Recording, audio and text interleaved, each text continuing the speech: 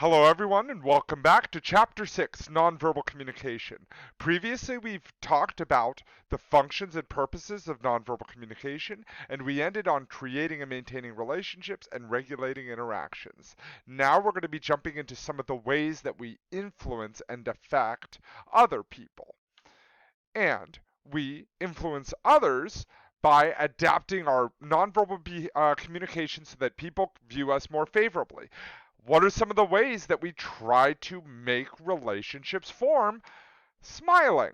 What are some other ways that we do that? With our eyes, with the clothes we wear, with our body postures. How do we do it with touch? And in general, what sort of non-vocal quality do we affect to to create a more favorable impression in others? So all of these may be subtle and may be unintentional or subconscious, but we still use this nonverbal behavior to influence others, and that's not a bad thing. We also influence ourselves through our nonverbal communication. We know nonverbal communication can affect the way others feel about us, but can it make us change the way that we feel about ourselves? Kind of yes. Amy Cuddy, a a researcher did studies on power poses talking about how if you use big expansive gestures then you will feel more powerful, and she ties it to a lot of like hormone stuff, but the hormone stuff was not really proven, or at least was not able to be replicated in other studies, but people felt more confident, and as a result, I mean, there is still some benefit to that. We also do it by, we also use nonverbal to conceal and deceive. Most messages we exchange are not completely truthful. A good example of this is, let's say that you get socks for Christmas.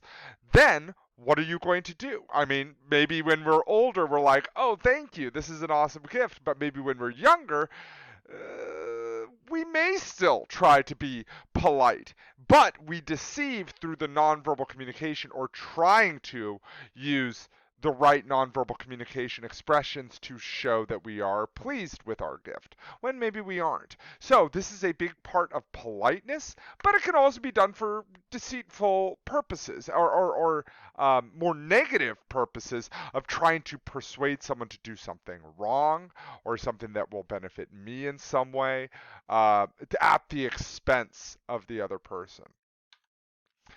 And research suggests that we are accurate in detecting deception only slightly more than half the time, that we are not very good at it.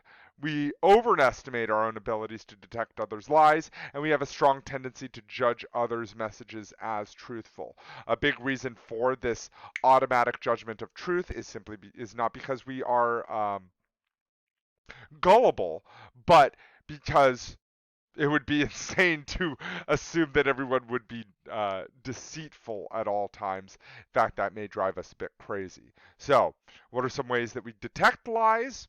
Or do we use more eye contact or less? Speech errors, do those matter? In general, pupil dilation is like one of the only key ways to determine it. And yes, they use polygraph tests to determine who, like people lying and stuff, but even those are can be faulty. But we shouldn't try to jump to conclusions about whether or not someone is lying or not. And we manage impressions of others. So we manage impressions in others in four key ways: by the manner, the way that we act with others; the appearance, the ways that we dress; the setting, the physical items we surround ourselves with; and also our artifacts. What body decorations do we have or own to show something about us? We try to manage our impressions with others as uh, quite a lot. As we talked about in a previous chapter, we have a individual self and we also have a presented self. And that presented self, we do a lot of those things through nonverbal communication. So we've talked about that. Now we're going to be jumping into the different types of nonverbal communication. And in general, these are the tools by which we communicate nonverbally. So I'm going to go through these fairly quickly, but in general, we use these all the time, and maybe even we will start to see some ways that we may be communicating ineffectively, maybe communicating something that we do not want communicated about us without us even knowing it, because maybe we haven't accounted for a tool of how we communicate. So let's dive right in. We start with body movement, and body movement is a big one because it's also called kinesics, which is the study of how people communicate through body expression. We use face and eyes. It is impossible to compile a dictionary definitions of all facial expressions, just like we will never have a dictionary definition of every nonverbal expression. Because there's a smile, and then there's a smile, there's a smile. There's so many permutations. So in general, though, there tend to be like 8 facial expressions that tend to span across cultures. But that being said, I mean, because and those tend to be maybe more human facial expression gestures, simply because, I mean, even those who are blind, when they are happy, they smile without having seen it from other people. So sometimes it is natural. Also, we have oculesics. Oculesics is the study of how eyes communicate. Gazing signals interest and liking. It can also show dominance. It can increase liking, and meanings of eye contact can vary across cultures. How long should you stare at someone? Also, in a public speaking situation, what happens when we are not making eye contact? What are some of the things communicated there? So, with face and eyes, there's a lot of permutation. With postures and gestures, same thing. Posture can reveal how people feel about themselves and others. If there's big posture, then of course, more confident, or uh,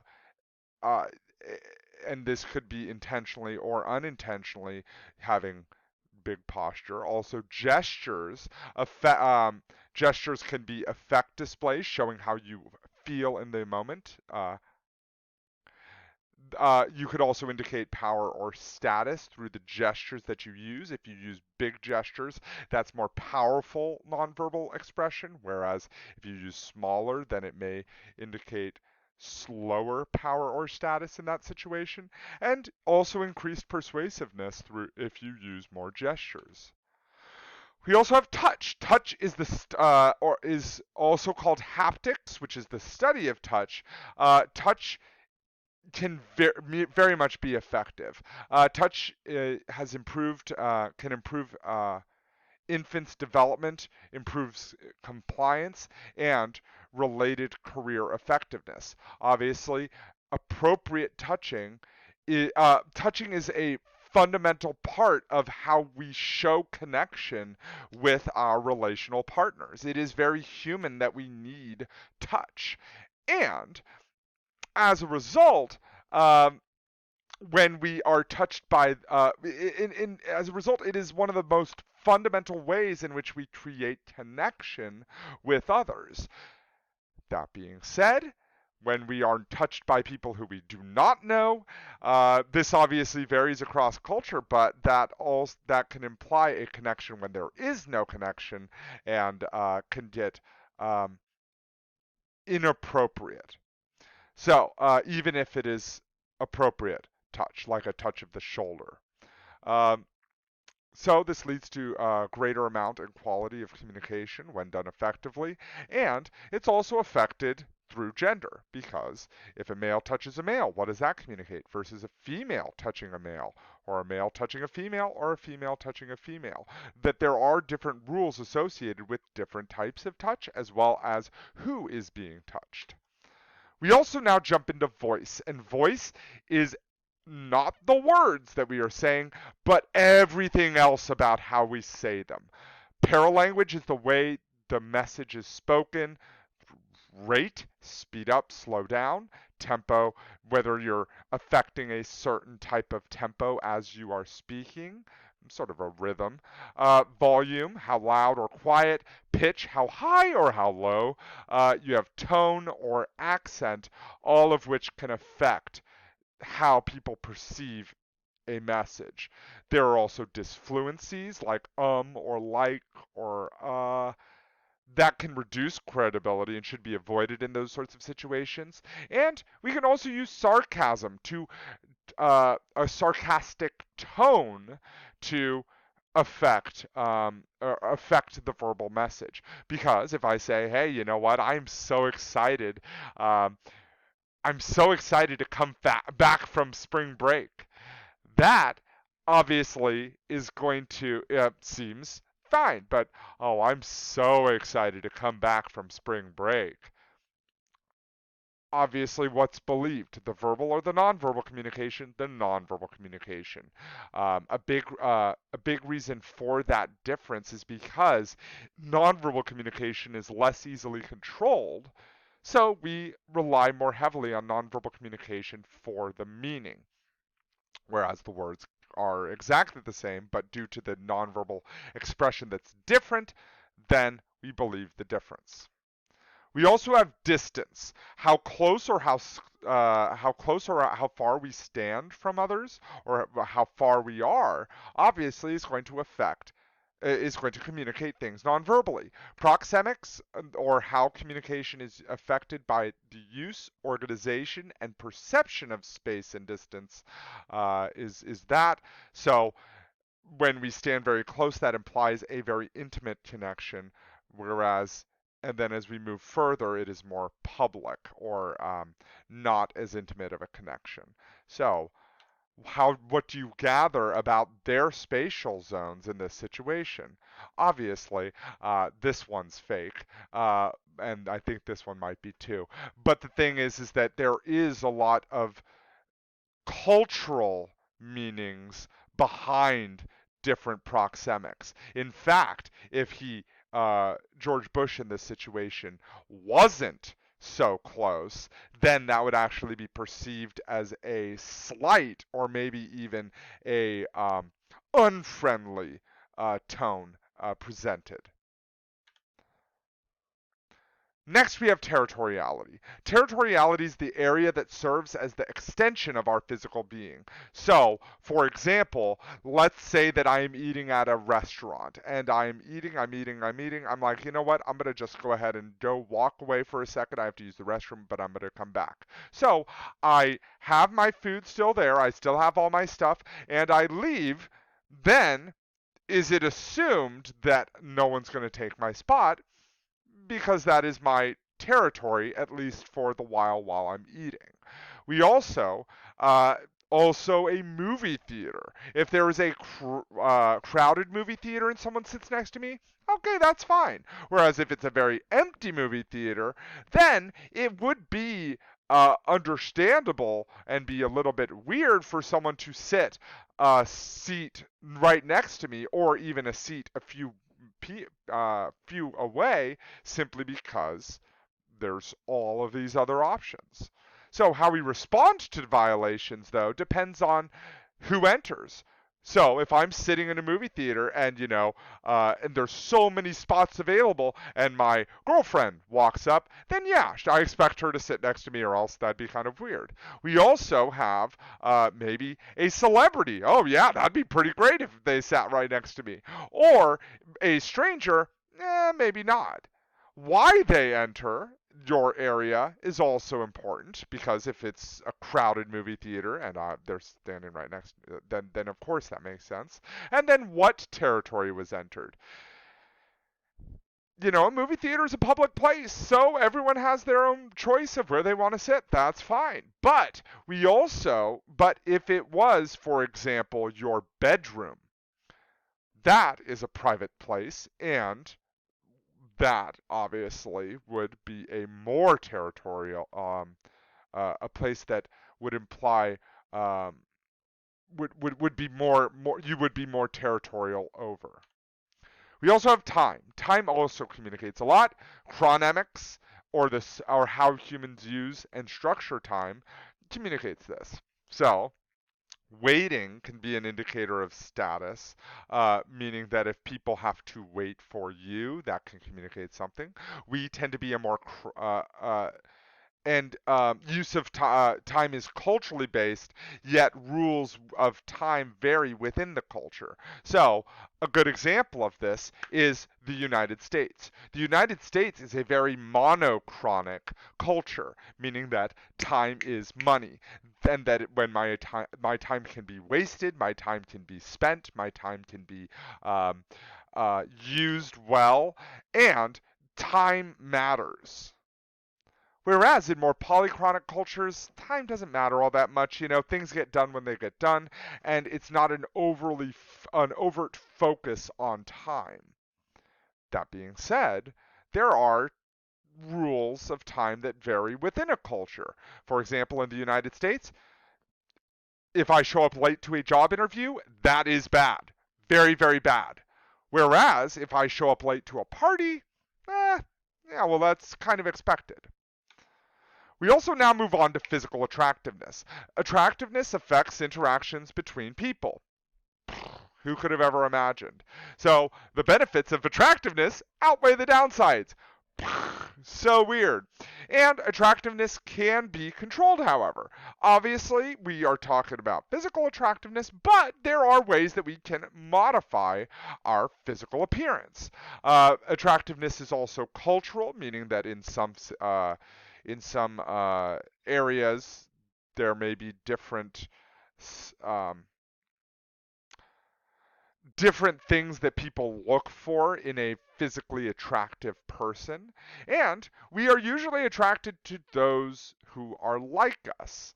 Um, we form into relationships with those who we are most like. So a lot of times, and studies show that tall people tend to go for tall significant others, and this is not exclusive to relationship or romantic relationships. Even friend groups are very much try to find people similar to them, but obviously physical attractiveness has its benefits. We can talk to the halo effect that um, positive impressions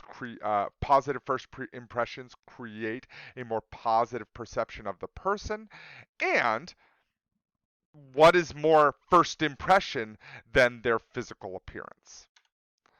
Clothing also affects it. Clothing can impact credibility. Appropriateness of certain types of clothing change over time, and we should also beware of the cultural perceptions based on clothing. In certain cultures, it's impolite or weird to have certain clothing choices, so something to keep in mind. Clothing can convey many things about us, from economic level to education to trustworthiness to social positions, level of sophistication, economic background, social background, educational background, level of success, moral and character. We have so many things that can be communicated through our clothing, and we live in a in a in a where we in a culture where individualism is the order of the day. So there are many ways that we can individualize our clothing to show and to present a self that we can change, that we can adapt our presented self in many different ways just through our clothing. And physical environment. Physical environment can also communicate something. Environments can shape interactions because in this situation there are only intimate interactions, whereas in this one we may all be able to talk, or in this one maybe we might be able to talk a little bit, the audience, but in general you're listening to a speaker. In the same way, in this situation, which is the majority of classrooms, why is it that we set up like this in a classroom? Because it limits interactions, because everyone is looking at the teacher as they are all here. And perceptions are based on context and or environment or of the communication. So that that we can have different perceptions based off of the environment. For example, if my room is very very messy, then of course that's going to affect the the communication. Arrangement of rooms relay messages of power as well. When someone is just imagine an office. What are some ways that the boss communicates power in this relationship, in this physical environment? That concludes chapter 6. Have a great rest of your day.